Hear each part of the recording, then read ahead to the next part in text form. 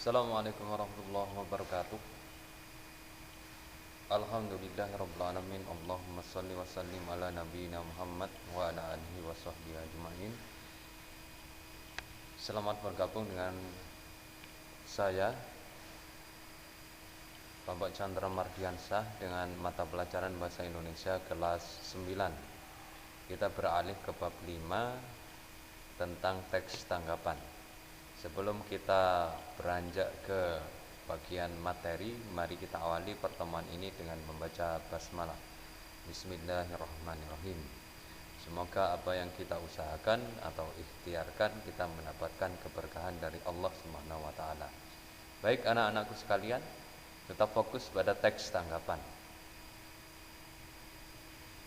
Kalau kita lihat teks tanggapan, tanggap artinya kita peka terhadap lingkungan.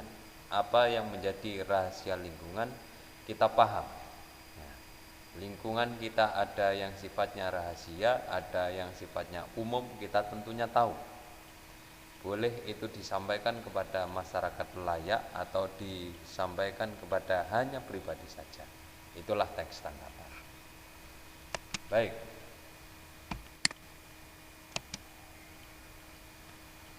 Kita belajar tentang pengertian teks tanggapan terlebih dulu. Pengertian. Apa teks tanggapan itu? Kita cermati bahwa reaksi atau komentar seseorang setelah melihat, mendengar, membaca, merasakan sebuah peristiwa atau bacaan. Jadi adanya reaksi. Setelah kita bereaksi, barulah kita memberikan komentar. Jadi ketika kita melihat suatu kejadian, ketika kita mendengarkan suatu kejadian, ketika kita sudah membaca suatu kejadian, ketika kita sudah mengalami atau merasakan suatu peristiwa, kita pasti bereaksi. Entah itu hanya kaget atau menyampaikan sesuatu melalui lisan atau tulis. Jadi bentuknya komentar. Berikutnya, jenis teks yang digunakan meringkas, menganalisis, dan menanggapi suatu teks. Jadi jenis teks yang digunakan pertama adalah meringkas. Jadi hal-hal penting dulu yang kita tangkap. Setelah hal penting yang sudah kita tangkap, barulah kita menganalisis, menilai hal itu layak atau tidak. Itu berarti kita menganalisis dan menanggapi suatu teks. Setelah kita mencermati dengan baik bagian topik pentingnya, berikutnya kita nilai kelayakan atau tidaknya, barulah kita menanggapinya suatu teks. Kita berikan penjelasan. Peristiwa ini tidak diperbolehkan Pak, karena ini membuat kita begini. Itulah namanya tanggapan. Berikutnya terdapat pula bentuk penilaian berupa kritik dan pujian. Jadi ketika kita menanggapi sesuatu, pastinya kita menyampaikannya berupa kritik. Kritik disampaikan ketika kita tidak setuju. Disampaikan pada seseorang agar orang itu paham dengan kita yang kita rasakan. Baru berikutnya kalau misalkan kita merasa puas, barulah kita menyampaikan pujian. Menyampaikan pujian. Tidak boleh kita hanya mengkritik saja, tapi kita minim tentang pujian. Harus imbang. Kritik dan pujian itu harus ada. Berikutnya tujuan teks tanggapan. Untuk memberikan penilaian tentang kelebihan dan kekurangan dari sebuah teks yang juga disertai dengan saran. Ketika kita sudah menyampaikan kelebihannya seperti ini, kekurangannya seperti ini, barulah kita nanti memberikan saran atau alasan yang tepat agar nantinya yang kita tanggapi lebih sempurna. Berikutnya, penilaian yang dilakukan haruslah yang pertama, objektif. Apa objektif itu? Objektif ini mengenai keadaan yang sebenarnya, ya, keadaan yang sebenarnya tanpa dipengaruhi pendapat atau pandangan pribadi.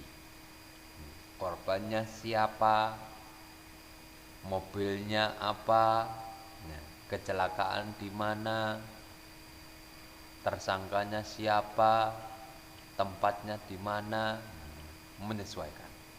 Jadi sifatnya objektif. Jadi keadaan yang sebenarnya.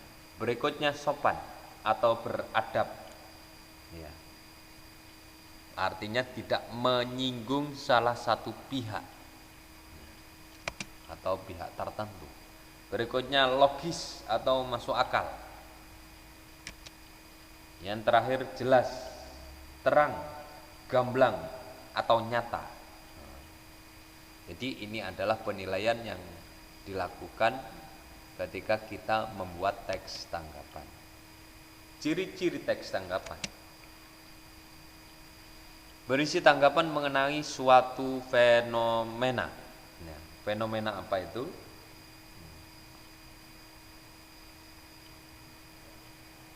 Jadi kalau misalkan fenomena itu adalah peristiwa. Peristiwa yang terjadi di lingkungan sekitar kita, yang sifatnya berupa fakta, kejadian yang benar-benar terjadi. Berikutnya, memiliki struktur lengkap. Ya. Struktur teks tanggapan nanti kita pelajari, apa itu evaluasi, konteks, deskripsi, penegasan. Itu nanti kita pelajari di pertemuan akan datang di LKS halaman 3 bagian kanan bawah.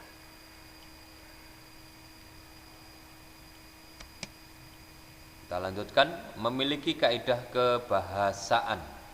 Ya. Kaidah kebahasaan nanti juga kita harus pahami apa saja di sana, menggunakan kata atau bahasa deskripsi, menggunakan kata yang mengandung penilaian, kalimat yang digunakan dalam teks tanggapan, menggunakan konjungsi atau penghubung, teks tanggapan kritis, menggunakan rujukan, banyak sekali. Itu ciri teks kebahasaan. Ada semua terangkum di LKS halaman 5 bagian kanan tengah. Aspek yang perlu diperhatikan, apa saja aspeknya? Yang pertama, memahami permasalahan. Jadi kita harus paham permasalahan tersebut, permasalahan yang harus mendalam. Artinya begini, ketika kita melihat suatu peristiwa, karena kita sudah melihat, berarti kita yang sudah mengalaminya. Lain halnya kalau misalkan orang lain yang mengalami, berarti orang lain tersebut menjadi saksi peristiwa yang sudah dilihat. Nah, kita gali sumber informasinya dari saksi tersebut. Jadi kita harus memahami permasalahannya. Kedua, menghindari kata atau kalimat yang kasar. Artinya di sini menyinggung orang yang membaca, itu tidak boleh. Ya, menyinggung suatu golongan tertentu tidak boleh. Jadi sifatnya umum, memberikan informasi yang diperlukan oleh orang tersebut. Tiga, memberikan tanggapan yang bersifat membangun. Ya, menjadikan motivasi bagi pembacanya. Memberi tanggapan terhadap permasalahan yang dibahas. Artinya bukan menanggapi orang yang mengungkapkan permasalahan. Nah, orang ini menyampaikan suatu hal ini itu ini, padahal dia begini, tidak boleh. Nah, jadi kita tidak perlu menanggapi orang yang memberikan komentar tentang tanggapan tersebut. Nah, boleh. Cukup kita fokus pada permasalahan yang diangkat seperti apa. Menghindari kata-kata yang mengandung sara. Ya.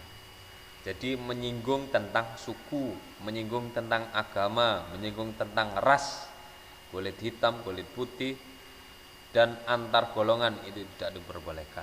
Jadi hindari kata-kata yang mengandung sara. Berikutnya, bahasa sopan dan mudah dipahami. Artinya biasanya yang digunakan adalah bahasa formal. Berikutnya, menggunakan alasan logis dan sesuai dengan permasalahan. Jadi alasannya harus masuk akal sesuai dengan permasalahan yang telah diangkat. Nah, jadi seperti ini kita tentang pengertian, tujuan dan ciri-ciri teks tanggapan. Nah, cukup demikianlah tentang pemaparan materi yang sangat singkat ini. Semoga menjadikan motivasi kalian semua agar lebih antusias dalam proses pembelajaran meskipun kita daring. Ya.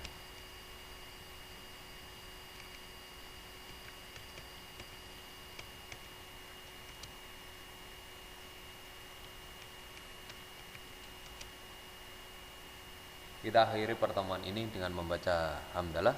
Alhamdulillahirabbil alamin. Kalau misalkan ada komentar tentang suatu hal yang fokus pada materi, kami persilakan di grup atau langsung ke jaringan pribadi saya.